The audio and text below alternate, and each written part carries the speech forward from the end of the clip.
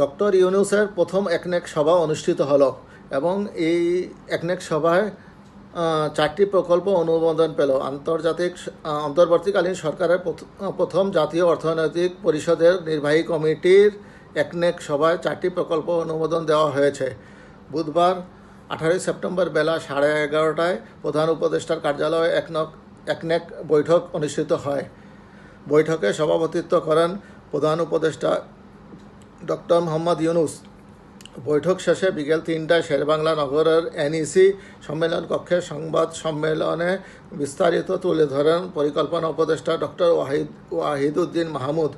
তিনি জানান, প্রকল্পগুলো বাস্তবায়নে মোট ব্যয় ধরা হয়েছে 1222 কোটি 14 লক্ষ টাকা। এর মধ্যে সরকারি তহবিল থেকে 963 কোটি 82 লক্ষ টাকা, প্রকল্প ঋণ থেকে পাওয়া যাবে 100 কোটি 16 লাখ টাকা এবং সংস্থার নিজস্ব তহবিল থেকে 158 কোটি 16 লাখ টাকা পাওয়া যাবে। প্রকল্পগুলোর মধ্যে 2টি সংশোধিত এবং দুটি নতুন প্রকল্প রয়েছে। একনেকে অনুমোদিত 4টি প্রকল্প হলো শিল্প ও শক্তি বিভাগের বাখরাবাদ মেঘনাঘাট হরিপুর গ্যাস সঞ্চালন পাইপলাইন নির্মাণ শীর্ষক প্রকল্প, 2টি মূল্যায়ন কাম উন্নয়ন কূপ, 2টি অনুসন্ধান কূপ, খনন প্রকল্প, আর্থ সামাজিক অবকাঠামো বিভাগের মহিলাদের ক্ষমতায়ন প্রকল্প এবং তথ্য আপা নামক প্রকল্প এবং কৃষি, পানি সম্পদ ও পল্লী প্রতিষ্ঠান বিভাগের পার্বত্য চট্টগ্রাম এলাকায় টেকসই সামাজিক